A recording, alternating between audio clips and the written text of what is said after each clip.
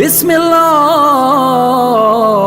الرحمن الرحیم الشیطان الرجیم بسم اللہ الرحمن الرحیم اللہم صلی علی محمد وعلی محمد۔ مومنین کرام، جس طرح آپ کو معلوم ہے کہ نکاح و طلاق کے احکام ہم نے تفصیلی طور پر ذکر کیے ہیں، آج ہم ذکر کریں گے کہ میاں بیوی کے حقوق کیا ہیں، شوہر کے حقوق کیا ہیں، بیوی کے حقوق کیا ہیں، اسلام نے، ختم مرتبت نے، قرآن نے، اہل بیت نے کیا حقوق بتائے ہیں میاں بیوی کے۔ بیوی کے حقوق میں سے یہ ہے کہ نان و نفقہ دے۔ نان و نفقہ سے مراد اس کی رہائش کا بندوبست اہتمام اچھا کرے جو اس کے لائق ہے، یعنی اس کو اچھی رہائش دے، اس کے ساتھ ساتھ اس کو کھانا پینا دے، اس کو 4 موسم کے کپڑے دے، یعنی روایات میں ذکر ہے کہ سال میں اس کو 4 کپڑے ایسے دے جو نئے لباس ہوں، اس کو مہیا کرے بیوی کو۔ یہ اس کی یعنی کہ جو جتنا وہ کر سکتا ہے، یہ نہیں ہے کہ اس کی سیلری ہے 20,000 روپے اور ایک ہی سیزن کے کپڑے 20,000 کے آ جائیں اور اس کو پھر ادھار لینا پڑے، قرض لینا پڑے، ایسا نہیں ہے۔ جو اس کی اپنی شان ہے اس کے مطابق اپنے اہل و عیال کے، بیوی کے کپڑے لے، اس کو اس کے مطابق، شان کے مطابق کھانا دے، اس کو رہائش دے، یہ شوہر کی ذمہ داری ہے۔ حق زوجیت ادا کرے۔ حق زوجیت کے بارے میں کافی روایات ذکر کی گئی ہیں، حتیٰ کہ اتنا کہا گیا اہل بیت علیہ السلام نے فرمایا ہے کہ ایسی کوئی رات نہیں گزرنی چاہیے کہ آپ کی بیوی آپ کے قریب ہو اور آپ اس کے پاس نہ ہوں اور اس کو چھوڑ کے کہیں اور جا کے رہائش اختیار کریں یا کہیں اور جا کے سو جائیں۔ نہیں، آپ ضروری نہیں ہے کہ اس ہر رات مباشرت کی جائے، لیکن اپنی بیوی کے پاس ہونا چاہیے، کہیں اور جگہ جا کے نہیں رہنا چاہیے۔ اگر مجبوری ہے، کہیں دور ہیں اور آپ بیوی کے پاس نہیں جا سکتے تو یہ الگ بات ہے۔ اچھا اخلاق دینا چاہیے۔ روایت کا الفاظ ہیں، حدیث میں ہے کہ عورت جو ہے وہ پھول کی مانند ہے، اسے پھول کی طرح پیش آنا چاہیے، اس کے ساتھ سختی نہیں کرنی چاہیے، مارنا نہیں چاہیے، گالیاں نہیں دینی چاہیے، اخلاق اچھا دینا چاہیے۔ اور یہ یعنی ایک اور روایت میں حدیث کے لفظ ہیں کہ یتیموں پر اور عورتوں پر رحم کیا جائے، یعنی جو آپ کی بیویاں ہیں ان پر رحم کیا جائے۔ رحم کے بارے میں حدیث میں آیا ہے کہ ان پر رحم کیا جائے اور یتیموں پر بھی رحم کیا جائے، یعنی حق زوجہ جو ہے، بیوی کا جو حق ہے اس کے بارے میں کافی روایات ذکر کی گئی ہیں۔ چینل کو لائک کریں، سبسکرائب کریں، چینل کو رنگ نوٹیفیکیشن کا ضرور بٹن دبائیں تاکہ ہم جو ہیلپ فل کانٹینٹ بناتے ہیں وہ آپ تک پہنچتا رہے، اور اگر کوئی بات سمجھ نہیں آتی ویڈیو میں کامنٹس کریں، شیئر کریں ویڈیو کو۔ شوہر کے حقوق یہاں اب میں ذکر کرنے جا رہا ہوں کہ شوہر کے حقوق کتنے ہیں۔ تو پہلی بات تو یہ ہے کہ روایت کے لفظ ہیں، حدیث کے لفظ ہیں، یہ تمام چیزیں تقریباً تہذیب الاسلام کتاب جو ہے موجود ہے تقریباً ہر مومن کے پاس، یا آسانی سے ڈاؤن لوڈ کی جا سکتی ہے، اس میں سے آپ کو یہ مل سکتی ہیں تمام چیزیں۔ باقی جو معتبر ترین کتاب ہیں اس میں بھی یہ چیزیں موجود ہیں۔ حوالہ اس لیے دے رہا ہوں کہ مومنین کہتے ہیں کہ ساتھ کتاب کا ذکر بھی کر دیا کریں۔ تو شوہر کے حقوق میں سے یہ ہے، اتنا زیادہ حقوق ہیں شوہر کے کہ رسول نے فرمایا کہ اگر سجدہ خدا کی ذات کے بعد کسی کے لیے واجب ہوتا تو وہ شوہر کے لیے ہوتا کہ بیوی شوہر کو سجدہ کرے۔ یعنی اتنی اہمیت یہاں یہ نہیں ہے کہ اس کی عبادت کرنی تھی یا مقصود یہ تھا، یعنی اہمیت اتنی ہے شوہر کی کہ اس کے لیے عورت کو سب اہتمام کرنے چاہیے۔ شوہر کے حقوق میں سے رسول کریم نے فرمایا کہ شوہر کی سختی اور سوکنے لانے پر بھی صبر کرنا چاہیے۔ اگر شوہر سخت ہے تو یہ رسول نے فرمایا کہ گھر چھوڑ کے چلے نہیں جانا چاہیے، صبر کرنا چاہیے، اس کی سختی برداشت کرنی چاہیے، اس کا اجر ہے۔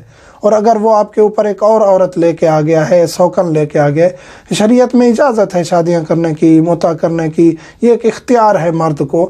اگر آپ کا اخلاق اور رویہ بہت اچھا تھا، کسی چیز کی کمی نہیں تھی، پھر بھی وہ آپ کے اوپر سوکن لا آیا ہے اور عورت لے کے آیا ہے، تو پھر بھی آپ کو صبر کرنا چاہیے، یعنی وہاں فساد برپا نہیں کر دینا چاہیے اور اس کے اوپر یعنی کہ طلاق کا مطالبہ نہیں کر دینا چاہیے، صبر کرنا چاہیے۔ اور مردوں کو بھی چاہیے کہ اگر آپ عدالت قائم کر سکتے ہیں تو ایسا قدم اٹھائیے۔ عدالت قائم کرنا بہت مشکل ہے آج کے معاشرے کے مطابق، خواتین کے حقوق ادا کرنا، عدالت قائم رکھنا، اولادوں کو دیکھنا، یہ بہت مشکل ہے۔ اگر آپ عدالت قائم کر سکتے ہیں تو ایسا سٹیپ اٹھائیے، نہیں تو آپ کی پچھلی زندگی بھی اور آگے والی زندگی بھی خراب ہو سکتی ہے۔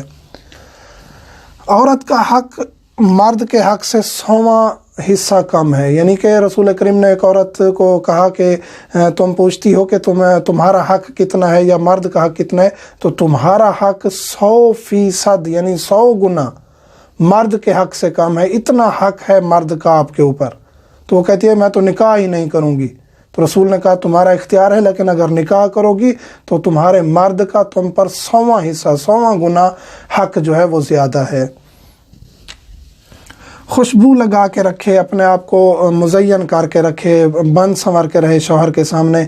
बहुत सारी मोमिनात शिकवा करती हैं कि हमारे शौहर और तरफ मरगूब हो गए हैं, हमारी तरफ देखते नहीं हैं, हक अदा नहीं करते। तो मैं रिक्वेस्ट करूँगा मोमिनात से, अपनी बहनों से, कि अपने आप को बना के रखें, अपने शौहर के लिए ज़ीनत करें।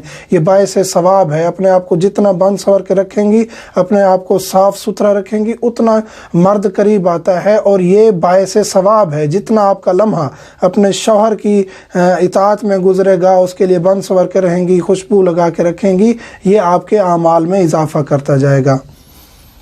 हक़ के मुबाशरत से कभी मना ना करे। ख़ातून अगर कोई मजबूरी नहीं है तो शौहर को कभी मना ना करे।